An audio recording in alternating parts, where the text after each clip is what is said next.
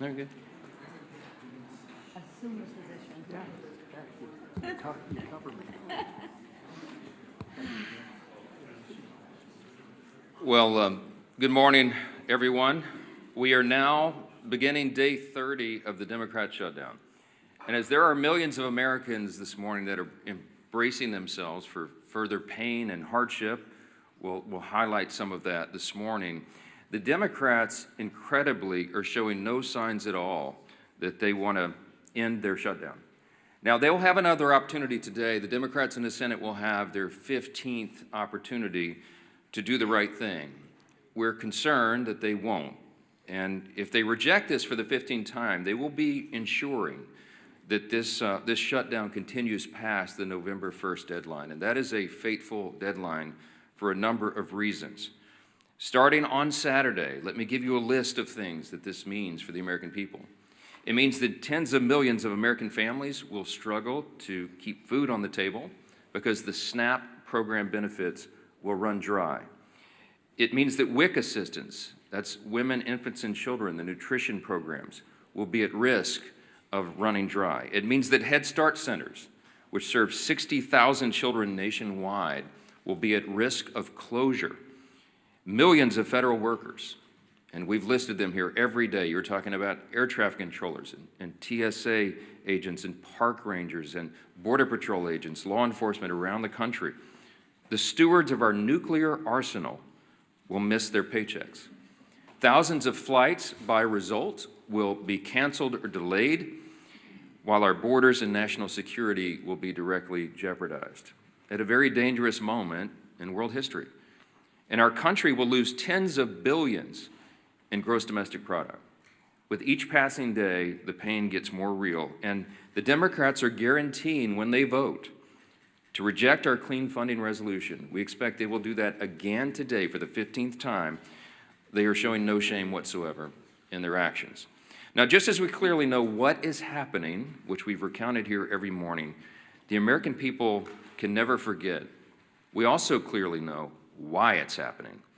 And I brought a few friends. We brought some colleagues here from the state of New York and New York City to share with you about some of what's going on here. Back in March, this is very clear what happened. Let me summarize very briefly as I can. Back in March, Chuck Schumer voted for the clean CR, the same measure that's on the floor now. He did the right thing, and he went on the floor of the Senate, and he gave an impassioned speech of why we could never inflict all this pain on the American people. He meant it from his heart, and he was consistent in what he had done over his 44 years in Congress, always voting to fund the government.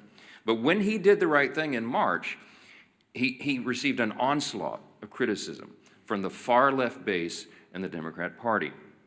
He almost lost his job. Many of you wrote about it. He was in jeopardy of not winning his next reelection. That's how serious it was. So Chuck Schumer got a bunch of consultants and staff in a back room, and they concocted a plan, a political stunt. And they determined right then that the next time there was a funding measure, no matter how meritorious and no matter how much it would cause pain to the American people, that he would vote against it. He would show a fight to President Trump so he could save his political skin. It's exactly what happened. He did this so he could prove to his base that he's showing a fight. And as a result of this charade, he has brought the Democrats to their lowest point in decades. Literally, the Democratic Party has its lowest approval rating. Democrats in Congress have their lowest approval rating ever in the history of polling. The labor unions, working class Americans, independents are fleeing his party. And they are coming to the party of common sense because they see us here trying to solve these problems. They see us here voting over and over and over to fund the government and give them their paychecks. And they see the Democrats dug in against it. And now Chuck Schumer is desperately trying to cling to power. Unfortunately, when you make decisions out of fear and political desperation, you have already lost control. And the new power center in the Democrat Party is one that should frighten every common sense American. The radical socialist wing is rising. It is led by people like AOC and Bernie Sanders. Hakeem Jeffries and Chuck Schumer know this. They're smart politicians in that way. They can feel the political winds, and they know that they have to continue to act belligerently in order to gain the favor of the far left.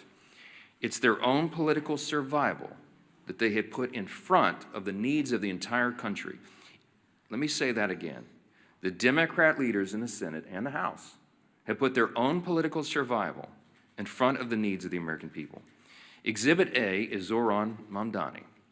New York City, America's largest city, the cradle of capitalism that has always been, is facing a real crisis right now. They've got a 34-year-old, unproven, untested socialist who looks to be the next mayor. He may well be elected. Mamdani winning New York City would be the biggest win for the Marxists, the socialists, in the history of this country. We have, to this point, in nearly 250 years, been able to hold off those kinds of ideas. We've been able to cling to the foundational principles of America, the ideas of individual freedom and limited government and the rule of law and peace through strength and fiscal responsibility and free markets and human dignity. All those things are in jeopardy when the Marxists take over.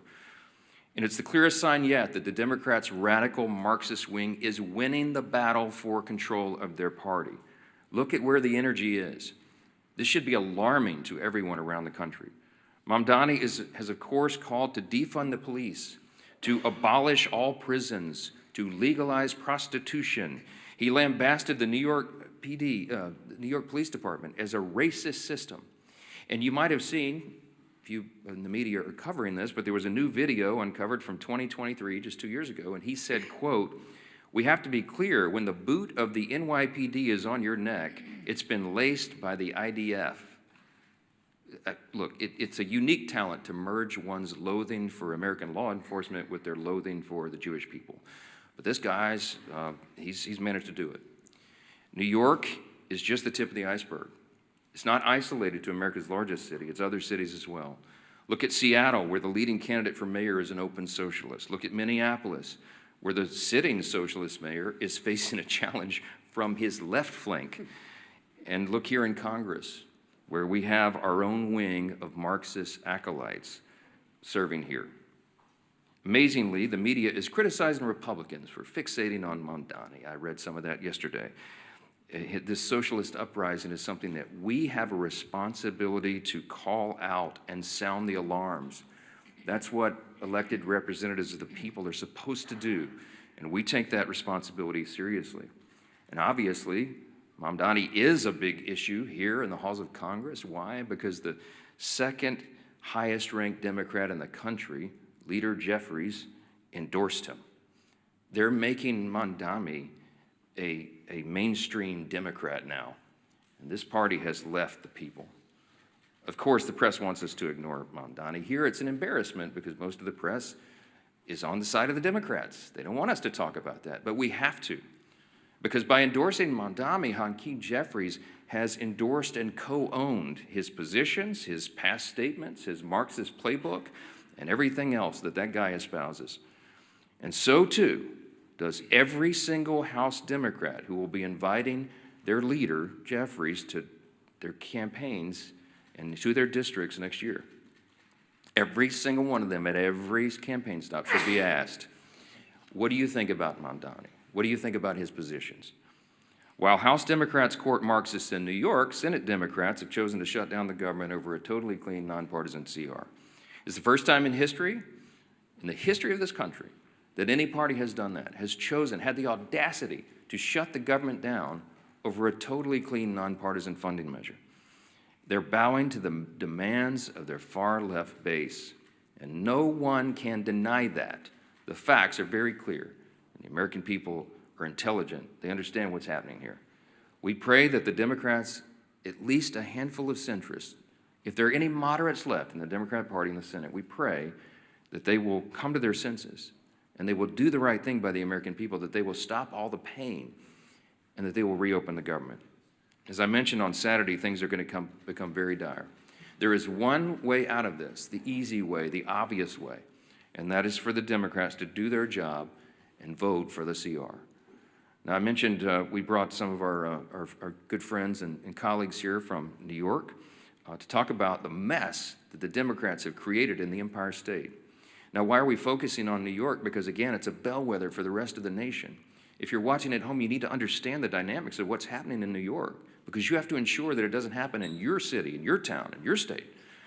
And these folks are watching this, and they're fighting it. Our Republicans in New York are trying to hold the line. They're trying to defend what is great about this extraordinary and exceptional nation that we have. But they have a lot of headwinds. And they're here to share how this reckless shutdown is impacting everyday New Yorkers. And I'm delighted to bring up to the podium, before we get our leadership reports here, one of my dear friends and colleagues and classmates back from the 115th Congress when we came in as freshmen together, Congresswoman Claudia Tenney, who is from the 22nd District of New York. She does an extraordinary job here for her state and for the country. Claudia, go ahead.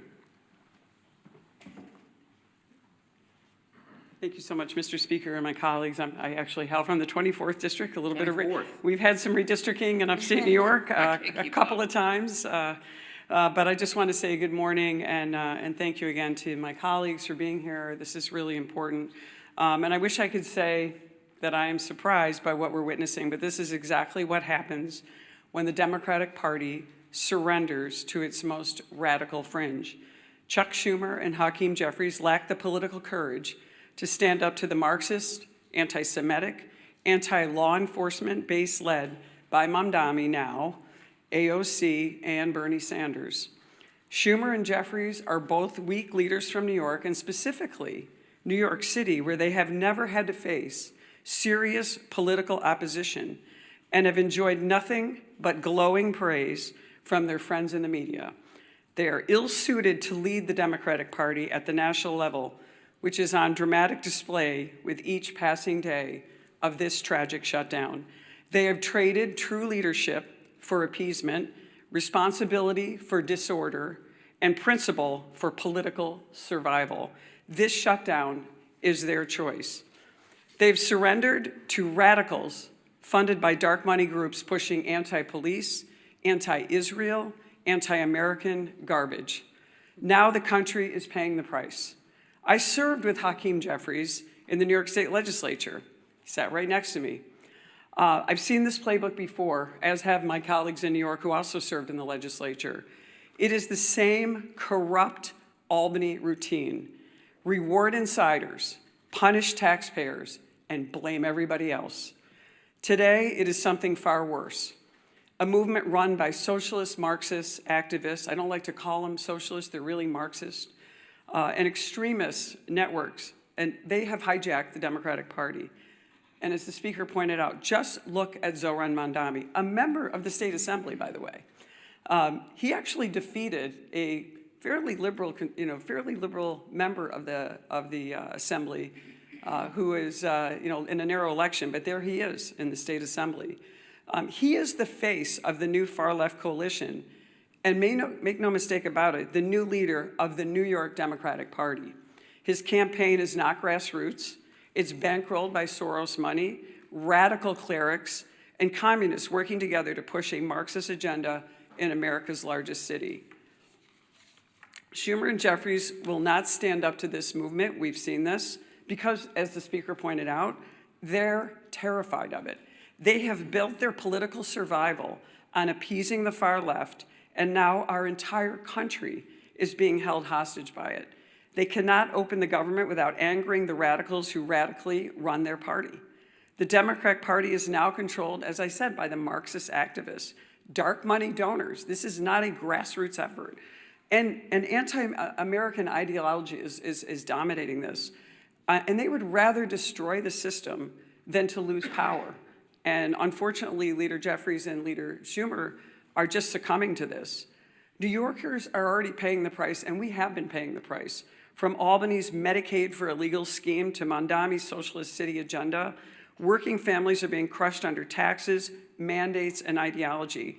And if we don't stand up, the damage will not end at the Hudson. It will reach every corner of upstate New York and across this country.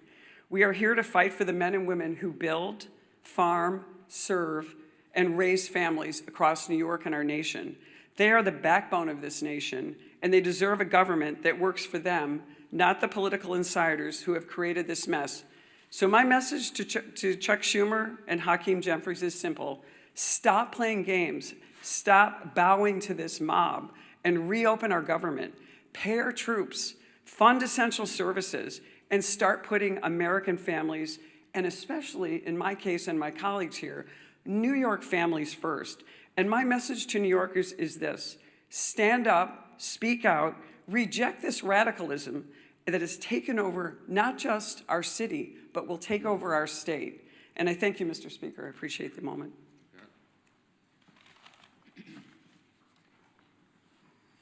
Well, thank you, Claudia, and my other colleagues from New York for coming. And it's so sad to see what's happened to that great state of New York.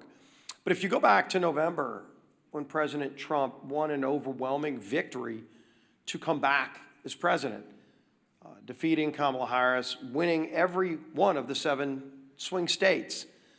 In those months after, what you saw was this internal conflict within the Democrat Party. Who is the head of the Democrat Party? You heard it over and over. Some people are trying to raise their hand. A very, very weak bench of failed leaders, primarily, governors from failed states, wanting to jump ahead of everybody else and claim the title. And yet, as the Democrat Party stayed that rudderless ship for months and months, because of this perfect storm, that the 2 top Democrat leaders in the House and Senate both hail from the state of New York, with the emergence now of Zohran Mamdani, you have seen Zohran Mamdani quickly become the new head of the Democrat Party nationally. Because Chuck Schumer, who is the head Democrat in the Senate, and Hakeem Jeffries, who's the head Democrat in the House, both hailing from New York, are scared to death of that far-left extremist, radical, socialist, Marxist movement in their own party, starting in New York. And because Mamdani has taken off there, it is affecting real people everywhere in America. Devastating consequences. We've talked about it over and over.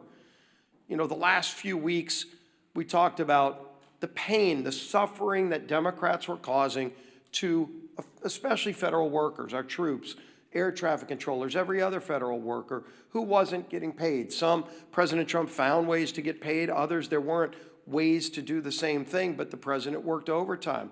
Look at what the president did working overtime, at least doing his job, in China this morning. A historic trade deal with China announced, where they resolved some issues on tariffs.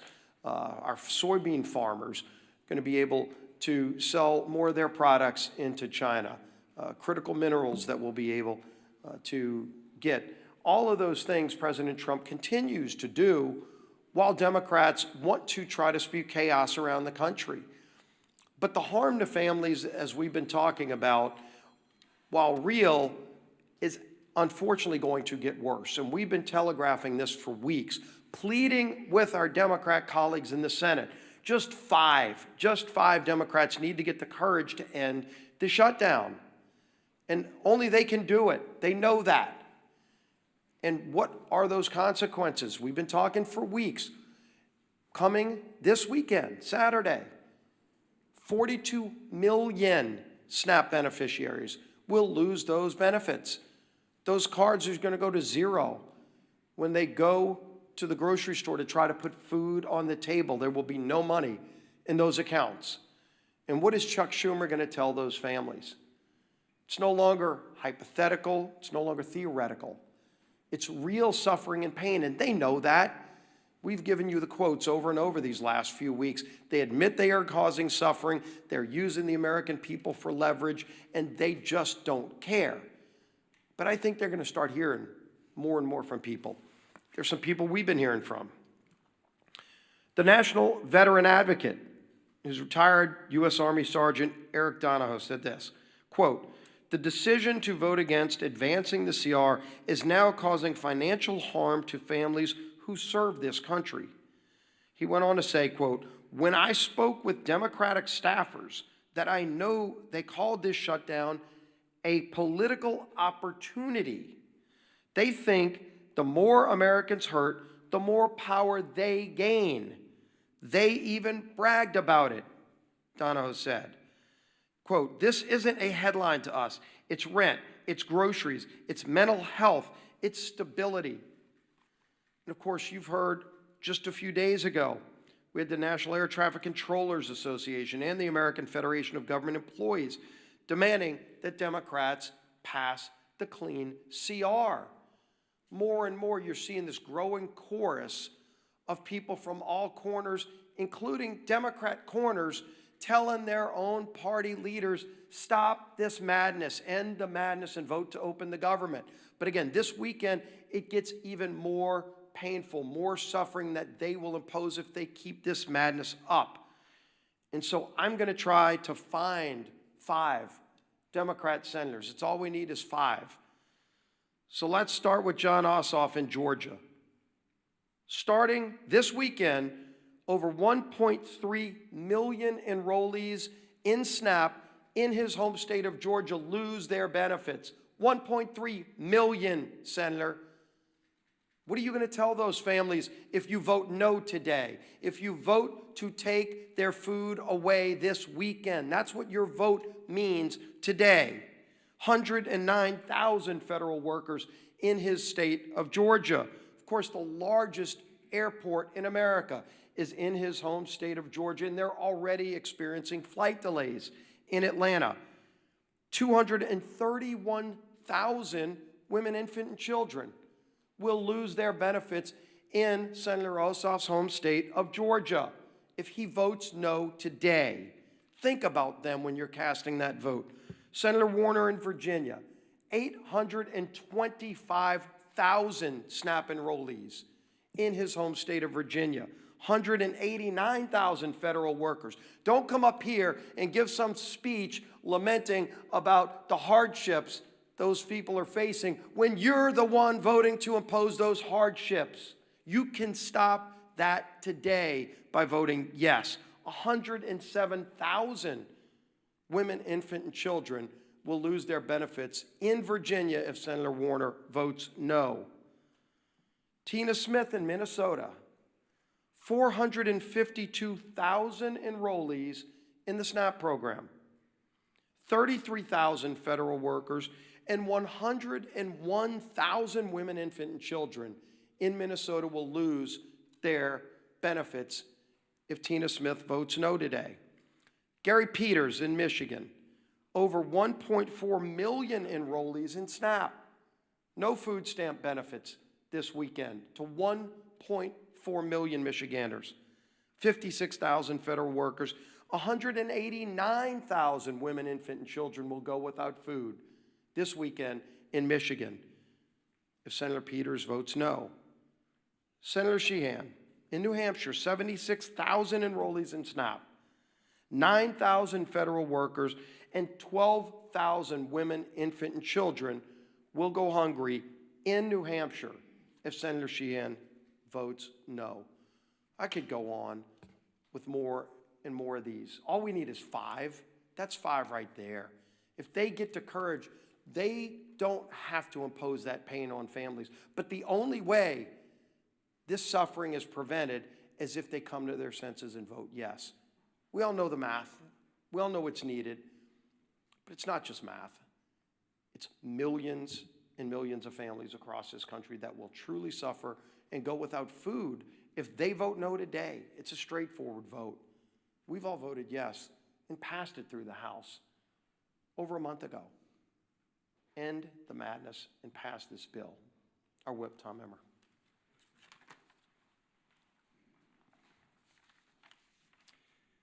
We are officially 30 days into the Democrats' needless government shutdown.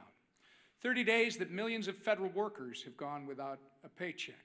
30 days that critical telehealth services and in-home hospital care programs have been put on pause for the vulnerable Americans who need it most. 30 days that our national security has been put at risk due to staffing shortages. Not to mention the SNAP benefits that you've heard our leader go through in detail that will be cut off for more than 40 million low-income Americans if the Democrats fail to reopen the government before Saturday. It's been 30 days of pure obstruction from Democrat lawmakers who care more about appeasing the radical Mamdani and Omar Fata wing of their party than reopening the government for the people they were elected to serve. Americans are hurting. Families are turning to food banks. Major airports are issuing ground stops. But the Democrats don't care. In fact, they've orchestrated this chaos by refusing to support our nonpartisan government funding bill 14 times now. And for what? So that they can kowtow to the people like Kami. And I will just say to my great friend and colleague, Claudia Tenney, socialists are now the moderates in my grandfather's Democrat Party. These are communists and Marxists. They are kowtowing to the people like Kami Mamdani ahead of the election. People are struggling in the meantime to put food on the table, and the Democrats are too busy playing politics to do anything about it. It's disgusting, and it needs to end. I say it every day when we do this. Remember, all we need is 5 Senate Democrats to come to their senses, break ranks with Chuck Schumer, support our clean CR, and reopen the government. It's past time for Democrats in Congress to get serious and do their jobs for the people they were elected to serve, not for the communist mayoral candidate in New York City, our conference chair. Thank you. Kami Mandami, that might stick. That might stick. Well, good. Yeah, the truth hurts, right? Works. All right. Well, this Saturday, SNAP benefits run out for 42 million Americans. 42 million Americans, the SNAP benefits will run out. Let me say it one more time and let it sink in. 42 million families, including thousands in my home state of Michigan, could lose the ability to put food on the table for their families. Why? Because Democrats choose to use their pain and their hunger as leverage. Leverage for more wasteful spending, leverage to satisfy their radical base. And what are Republicans doing? Republicans did their job and are going to continue to do our job. We voted for a clean, responsible bill to keep the government open and fully fund SNAP. So let me be very clear. Republicans voted to continue funding for SNAP and continue to have families have the ability to feed their families. Democrats voted to take food off the table and voted to discontinue SNAP benefits. It is that simple. Democrats voted to shut it down, and they voted to deny food assistance to 42 million Americans.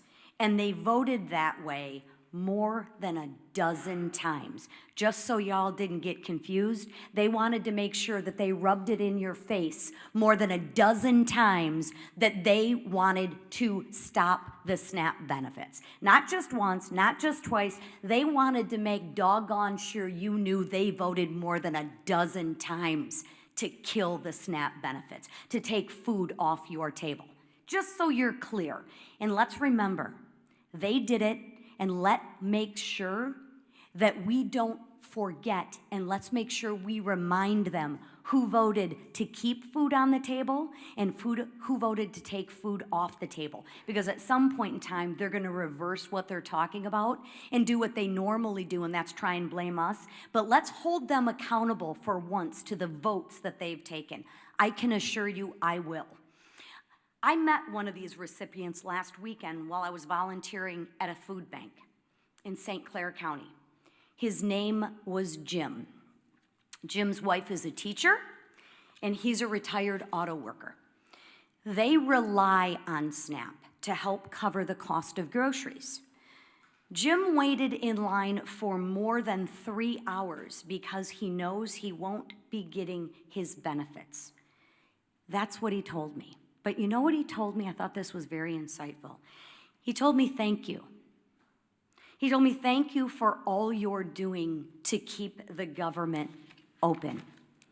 He also told me to please talk to our senators and ask them, since they voted and they campaigned on being moderates and reaching across the aisle, to fulfill their campaign promises and stop using families like Jim as leverage and care about the people that they were elected to represent. I also spoke with a woman who recently lost her husband She's now raising her grandkids and told me she's never needed help before, but now she's struggling to afford groceries. These are real people struggling, real people that Republicans are actually fighting for, and real people that I am fighting for. Jim is not leverage. Jim is a person with a family to feed. Open up the government and stop using Jim and his family as leverage to kowtow to your radical political base. Do what you know is right and what you have said is right, and open up the government. A farmer back home once told me, when you're not hungry, you have a lot of problems. When you're hungry, you have one. Right now, families on SNAP have a problem. And that problem should never, ever be used as political leverage. So Republicans, we're gonna keep on working and we're gonna keep on fighting. And you know what? We will keep showing up. And while we keep demanding that Democrats stop using suffering Americans as pawns in their political games, I implore my two senators, do what you said you were gonna do. Do what you said that you are. You've reached across the aisle. You're moderates. You care about people.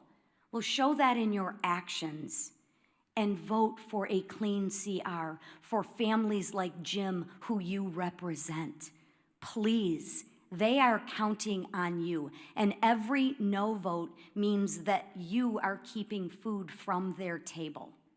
So please, it is time to pass the clean CR and actually put the people who you represent, Americans, first.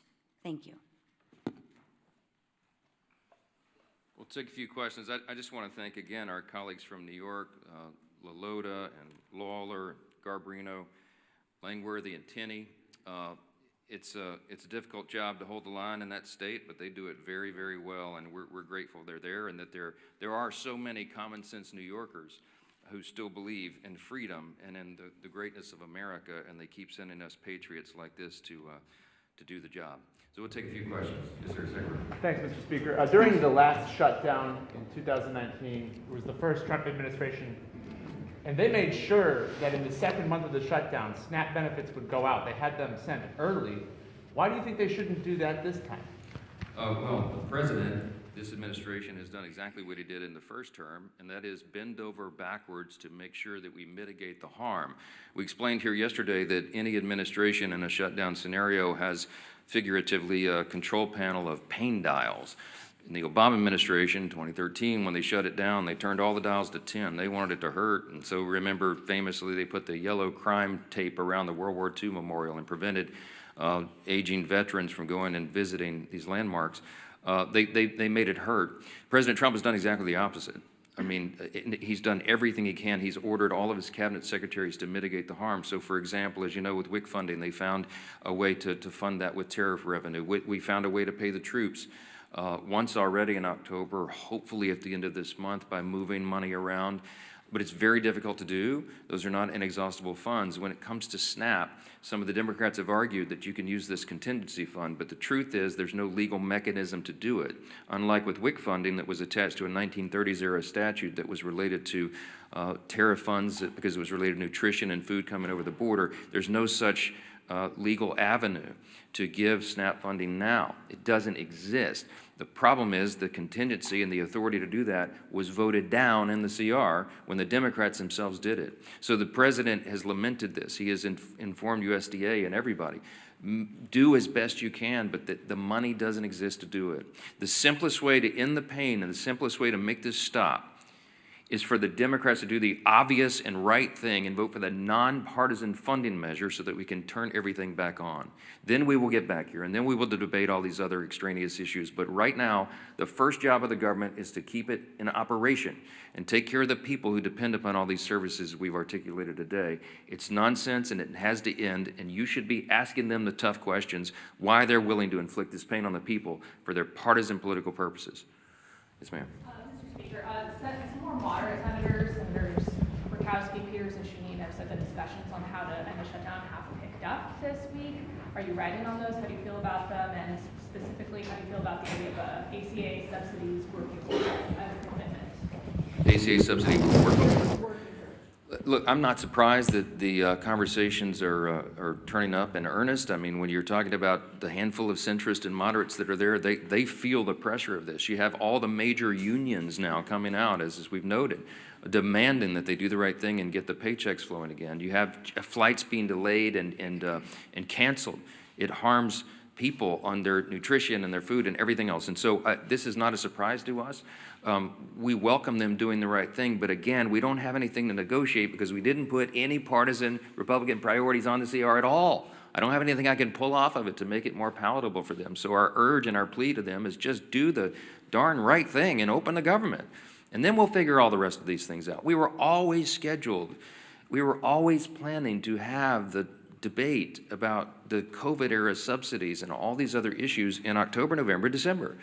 The COVID-era subsidies don't expire until the end of December. There are all sorts of discussions going on about that, all kinds of ideas. I could give you dozens of them that have been collected just in the House Republican Conference. There needs to be massive reform. There need to be income caps. There needs to be the elimination of fraud, waste, and abuse in that program, which we think is rife in it, and many other things. So there's informal working groups going on as we speak. There's discussions being had amongst all the members, but we've got to get the lights turned back on here and get the services provided to the people so that we can come here and do the rest of the legislative job. Yes, ma'am. Would you be willing to fund part of the government for the full year, as some of the senators are discussing, without a CR to open them? These rifle shot bills that you keep hearing about deviates from the goal. We have one singular purpose, and that is to reopen and fund the entire government. The Democrats do not get to shut down the government and then make the decision on who's more important than the other and which little thing they want to fund to relieve their own political pain. We have one purpose, and that is turn this thing back on. And all those other efforts are deviations, and it's political games. They're trying to cover their own tails now because they know they have inflicted this pain. I'm going to remind you again, 14 times. I bring my chart in every day. I'll bring it back tomorrow because I want everybody to remember. Republicans have voted 14 times to fund the government, and the Democrats have voted 14 times to close it. They are imposing the pain, and now they're feeling a little pain themselves because people are starting to let them hear about it. They better do the right thing. That's all we can say. Yes, ma'am. Mr. Speaker, you mentioned today that the Senate's going to vote for the 15th time. Senate Democrats are supposedly. The Senate's actually not voting today on the CR to fund the government. Do you agree with Leader Thune's decision to let Democrats sit with this over the weekend? They're not voting today on the CR, so SNAP benefits are going to lapse. They're not taking that vote today. Well, Leader Thune was pretty upset yesterday. We've all seen the video. Mad John on the floor, and it's appropriate. When we come in here and do these briefings, I can empathize with them because we're happy warriors. I like to come in and have a good time in press conferences and tell you good news and all of that. But this feels very much like in my state, Louisiana is a hurricane state. It's like giving a briefing during a hurricane, a Cat 5 hurricane, right before it hits shores. We put the sandbags around our homes and we board up the windows and we do everything we can to prepare, but we know the real pain is about to hit. And we feel helpless in doing anything about it. And that's the same emotion and that we feel here at the podium and when we're on the floor. And Leader Thune let them have it yesterday because they were trying to play games, and we're just fed up with it. He's a very even-tempered, calm guy. I mean, I try to maintain the same demeanor, but it's infuriating to us. I'm not going to second-guess his decisions on when they schedule the votes each time, but he's probably about had it with their nonsense. And when they tell him and they thumb their nose at him and give him, and say other things that they like to drop the F-bomb now for fun, for emphasis apparently. When they tell him those things, he probably recognizes it's a futile effort. He realizes they're dug in, they don't care. They're more afraid of the Marxist, socialist, far left in the party than they are the harm that they're going to cause in the American people. That's a fact, and you need to make them try to refute that because they can't. I'm grateful again for our New York colleagues for holding their ground and standing guard as they do and for being here. Thank you all so much.